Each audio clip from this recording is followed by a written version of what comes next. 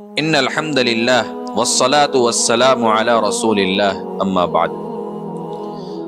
حضرت براء ابن عازب رضی اللہ تعالیٰ عنہ کی ایک روایت ہے جس کا خلاصہ ہے، حضرت براء ابن عازب رضی اللہ تعالیٰ عنہ فرماتے ہیں کہ ہمیں اللہ کے نبی صلی اللہ علیہ وسلم نے 7 چیزوں کا حکم فرمایا ہے۔ اس میں سے پہلا حکم جو اللہ کے نبی صلی اللہ علیہ وسلم نے فرمایا ہے وہ یہ ہے کہ جب کوئی مسلمان بیمار ہو جائے تو ہم اس کی عیادت کے لیے جائیں۔ کسی بیمار کی عیادت کے لیے جانا، کسی بیمار کی بیمار پرسی کے لیے جانا، یہ بہت بڑی نیکی ہے۔ کتنی بڑی نیکی ہے، اس کی فضیلت کیا ہے، میں انشاءاللہ آگے بتاؤں گا۔ ہم میں سے شاید ہی کوئی بندہ ایسا ہو کہ جس نے کبھی کسی بیمار کی عیادت نہ کی ہو، کسی بیمار کی بیمار پرسی کے لیے وہ بندہ گیا نہ ہو۔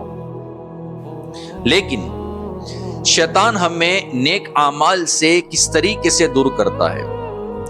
بسا اوقات ہوتا ہی یہ ہے کہ ہمیں فضیلت کا پتہ نہیں ہوتا ہے کسی عمل کی، اس لیے ہم غفلت میں رہ جاتے ہیں کہ یہ کون سی نیکی ہے۔ کبھی کبھی یہ بھی ہوتا ہے کہ ہمیں فضیلت تو پتہ ہوتی ہے لیکن اس فضیلت کو ہم بھول جاتے ہیں اور ایک رسم کو پورا کرنے کے لیے ہم چلے جاتے ہیں۔ کوئی بندہ بیمار ہو گیا، سارے لوگ جاتے ہیں اس لیے ہم بھی چلے جاتے ہیں عیادت کے لیے، تو یہ رسمی طور پر جانا ہوا۔ کبھی بندے کا دل کرتا ہے کسی بیمار کی عیادت کے لیے جانے کا، لیکن اس بندے کے بارے میں ہمارے دل کے اندر کشادگی نہیں ہوتی ہے، ہمیں اس سے کچھ ناراضگی ہوتی ہے، اس لیے ہم نہیں جاتے ہیں اور ایک بہت بڑی فضیلت سے ہم محروم رہ جاتے ہیں۔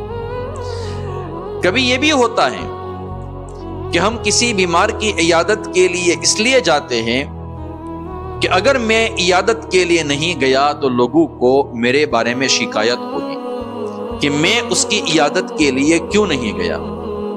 کبھی یہ بھی ہوتا ہے کہ اگر میں اس کی عیادت کے لیے نہیں گیا تو جب میں بیمار پڑوں گا تو وہ بھی میری عیادت کے لیے نہیں آئے گا۔ یہ ساری چیزیں شیطان ہمارے دل کے اندر ڈالتا ہے اور ہمارے دل کے اندر سے اخلاص کو ختم کر دیتا ہے، اور جب ہم عمل کرتے ہیں تو ہم اس ثواب سے محروم رہ جاتے ہیں۔ اس لیے جب کوئی بندہ بیمار ہو جائے، ہم اخلاص کے ساتھ صرف اور صرف اللہ کو راضی کرنے کے لیے اس بندے کی عیادت کے لیے ہم جائیں۔ میں صرف ایک روایت آپ کی خدمت میں پیش کرتا ہوں کہ کسی بیمار کی عیادت کے لیے جانا یہ کتنی بڑی فضیلت کی چیز ہے، کتنا بڑا اجر اللہ تبارک و تعالی اس کے اوپر بندے کو عطا فرماتے ہیں۔ ترمذی شریف کی روایت ہے، اللہ کے نبی صلی اللہ علیہ وسلم نے ارشاد فرمایا جس کا خلاصہ یہ ہے کہ جب کوئی مسلمان بندہ اپنے مسلمان بھائی کی صبح کے وقت عیادت کرتا ہے تو صبح سے لے کر شام تک 70,000 فرشتے اس کے حق میں مغفرت کی دعا کرتے رہتے ہیں، اور اگر کوئی بندہ شام کو عیادت کرتا ہے تو شام سے لے کر صبح تک 70,000 فرشتے اس کے حق میں مغفرت کی دعا کرتے رہتے ہیں، اور اللہ تبارک و تعالی جنت میں اس کے لیے ایک باغ متعین فرما دیتے ہیں۔ میرے دوستو، اس حدیث مبارکہ کے اوپر غور کرنا، یہاں پر جو دعا کرنے والا ہے یا جو دعا کرنے والے ہیں یہ دنیا کے کوئی انسان نہیں ہے، کوئی بزرگ نہیں ہے۔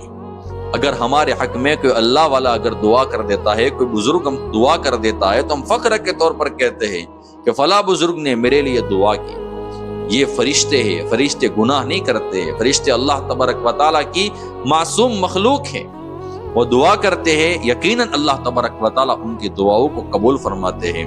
اور یہاں پر ایک فرشتہ دعا نہیں کر رہا ہے بلکہ 70,000 فرشتے، 70,000 فرشتے ہمارے لیے دعا کر رہے، مغفرت کی دعا کر رہے کہ اللہ جو بیمار کی عیادت کرنے کے لیے تیرا بندہ گیا ہے اس کی مغفرت فرما، اس کے گناہوں کو معاف کر دیں۔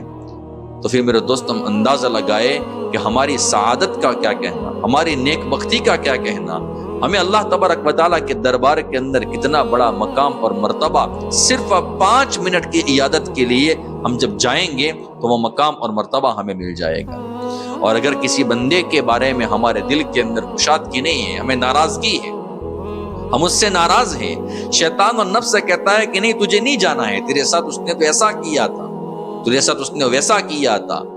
تو ہم اپنے دل کو سمجھائے, اپنے شیطان کو یہ کہے کہ نہیں میں پھر بھی جاؤں گا اور میں اللہ کو راضی کرنے کے لیے جاؤں گا. کیوں؟ اس میں انسان کو ڈبل اجر ملے گا.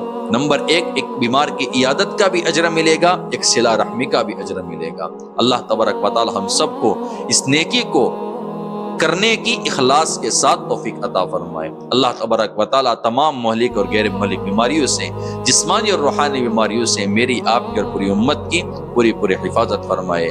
آمین یا رب العالمین. وآخر دعوانا ان الحمد للہ رب العالمین.